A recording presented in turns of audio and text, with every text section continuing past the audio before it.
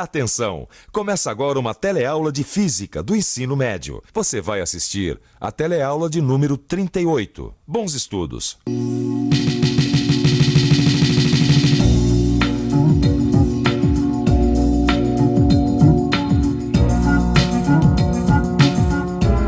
Muitas vezes, um objeto pode estar carregado eletricamente sem que você sinta a presença da eletricidade.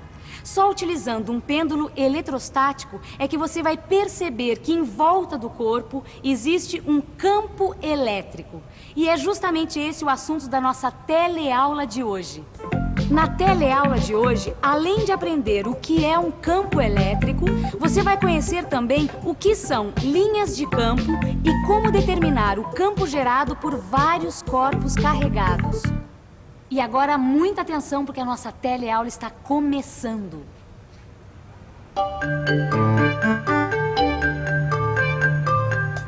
Ê, Gil, você tá ficando especialista em aparelhinhos agora, hein? Ah, eu adoro colocar a mão na massa, Vicente. Você sabe que eu adoro ficar experimentando. Ah, é pensando. gostoso, né? Agora, Vicente, olha lá. Você reparou uma coisa? O que foi? Olha, a flecha fica girando, girando, girando, sem direção fixa, rapaz. Não, mas é lógico, né? Essa flecha aí que tá fazendo papel de vetor na tua experiência, ela é Sim. muito leve. Ah, Então isso qualquer é. ventinho que bate faz ela rodar. E depois ela não tá sendo atraída por nada. Agora, quer ver uma É. coisa? Vamos dar uma tritada nesse canudinho Ah, aqui. agora a gente vai poder carregar a flecha por indução, não é isso? Exatamente. Coloca lá, vamos ver. Ah, vamos ver. Quer ver? Ó, ó.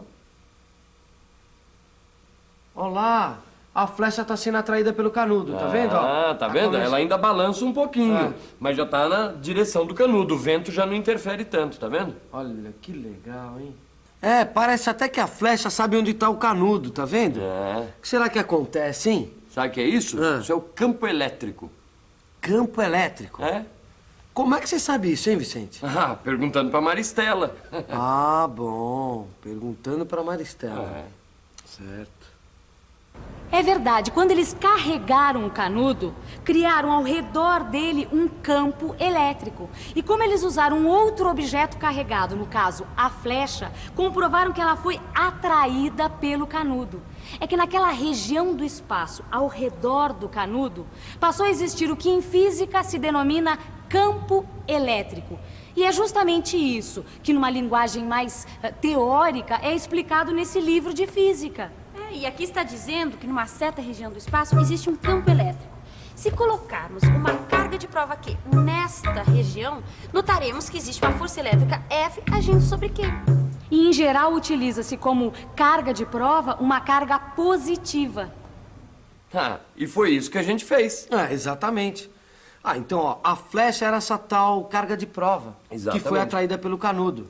Ó, e nesta região aqui, ó, em volta do canudo, existe um campo elétrico.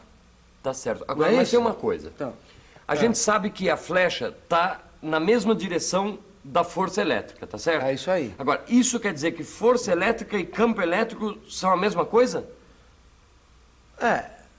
Bom, eu acho melhor a gente ficar mais por dentro do assunto, viu, Vicente?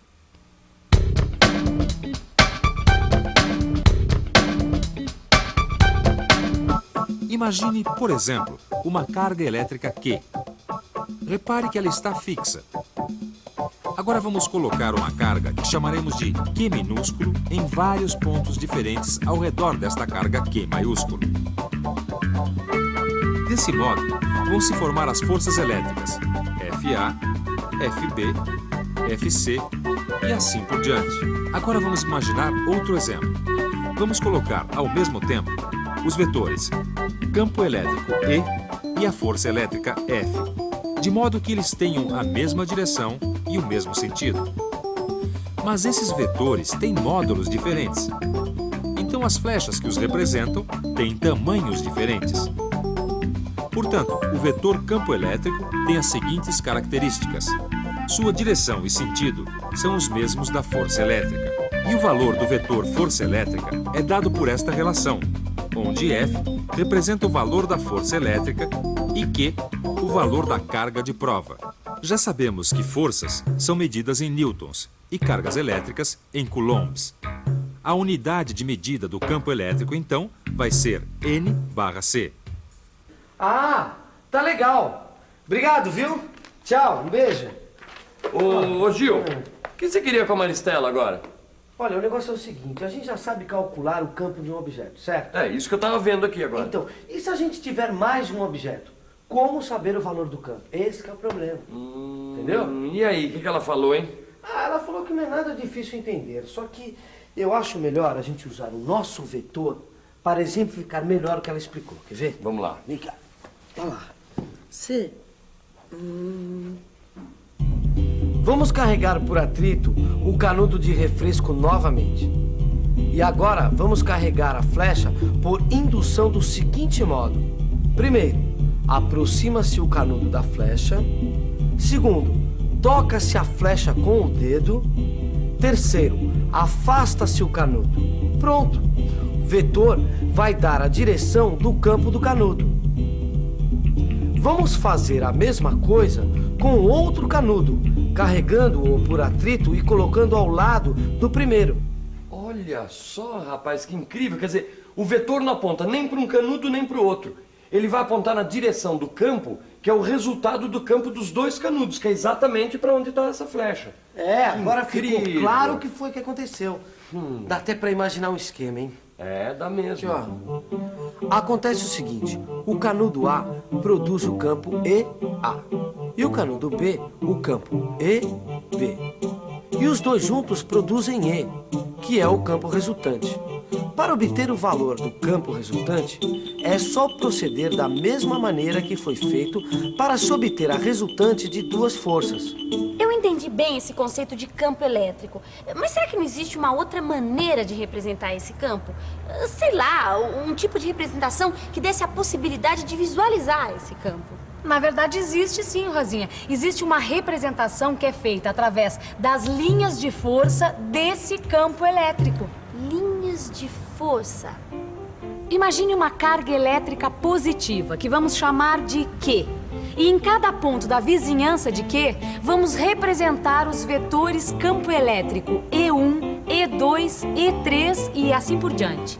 Vamos imaginar também que estes vetores estão dispostos de uma forma que, se pudéssemos prolongar o segmento de cada um deles, todos eles passariam pela carga Q, como se fossem, por exemplo, os raios de uma roda de bicicleta, certo?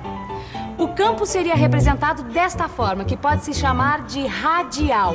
E essas linhas com flechas saindo da carga Q indicam a direção do campo em cada um dos pontos pelos quais elas passam. Essas linhas são chamadas de linhas de força ou linhas de campo. Agora, se a carga Q fosse negativa, o campo ainda seria radial, mas as linhas de força estariam invertidas, isto é, indo na direção da carga Q e não saindo dela. Tudo bem, mas e no caso de duas cargas iguais, mas de sinais contrários? Como ficaria? Bom, de fato, nem sempre as linhas de campo são tão simples como essas, né, Rosinha? Bom, mas vamos então imaginar essa situação que você mesma sugeriu. Bom, vamos chamar essas duas cargas de Q1 e Q2. Esse tipo de conjunto onde as cargas são iguais, mas de sinais contrários, recebe o nome de dipolo. E como seriam, então, as linhas de campo de um dipolo? Bom, para que a gente possa imaginar como seriam, pense antes numa carga de prova positiva, que nós vamos batizar com a letra Q minúscula. E as duas cargas, Q1 e Q2. A carga de prova, então, vai ser atraída pela carga negativa e repelida pela carga positiva. Usando o conceito de campo que a gente acabou de ver, podemos dizer que tanto a carga positiva como a negativa vão produzir um campo no ponto P. Desses dois campos somados, resultará um outro campo como este. Podemos também obter o campo resultante para muitos pontos ao redor das duas cargas, utilizando o mesmo procedimento. Assim, vamos construir as linhas de campo para o dipolo, que ficaria como esta figura. E além do dipolo, existe também um outro conjunto de corpos carregados que recebe o nome de capacitor de placas paralelas. Ele é formado por duas placas planas carregadas com a mesma quantidade de cargas, mas com sinais opostos. Do mesmo modo que você já viu, se uma carga de prova Q for colocada num ponto qualquer entre duas placas do capacitor, ela vai ser atraída pela carga negativa e repelida pela carga positiva, ou seja, os campos de cada uma das placas vão agir no mesmo sentido. Vão empurrar a carga de prova no sentido da placa negativa. Assim, o campo resultante vai apontar essa direção e, portanto, as linhas de campo também. Outro aspecto do capacitor é que se nós colocarmos uma carga de prova perto da placa positiva, ela vai ser repelida por essa placa com uma grande força, ou, em outras palavras, pode-se dizer que o campo dessa placa nesse ponto é grande. E, ao mesmo tempo, ela vai ser atraída pela placa negativa com uma força menor. E, do mesmo modo, pode-se dizer que o campo dessa placa, neste ponto, é pequeno. Mas os dois campos estão no mesmo sentido. Então, a carga de prova vai ser empurrada na direção da placa negativa por um campo que é a soma dos dois campos das duas placas. Mas se a carga de prova estiver perto da placa negativa, ela vai ser atraída na sua direção com grande força e, ao mesmo tempo, repelida pela placa positiva por uma força pequena. Naquele ponto, o campo da placa negativa é grande e o campo da placa positiva é pequeno.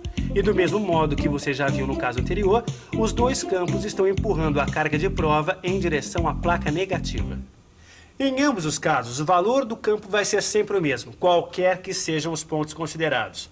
Assim, entre as duas placas de um capacitor de placas paralelas, o valor do campo é sempre o mesmo. E além de ter sempre o mesmo valor, tem também sempre a mesma direção. Podemos então dizer que esse campo é uniforme. Chegamos deste modo à conclusão de que um campo numa certa região do espaço é uniforme se nessa região sua direção, sentido e valor forem constantes. Bom, foi bastante informação para uma teleaula, não foi? Que tal refrescar a memória de tudo o que você viu com uma revisão? E atenção, se liga aí que é hora da revisão. Na teleaula de hoje, você aprendeu o que é campo elétrico. Aprendeu também o que são linhas de campo e conheceu alguns conjuntos de duas cargas iguais e sinais contrários, o dipolo e o capacitor de placas paralelas. No seu livro de estudos, você vai encontrar mais explicações pormenorizadas de tudo que você assistiu na teleaula de hoje. Além de resolver exercícios que vão ajudar você a aperfeiçoar tudo que já aprendeu. Até a próxima. Tchau!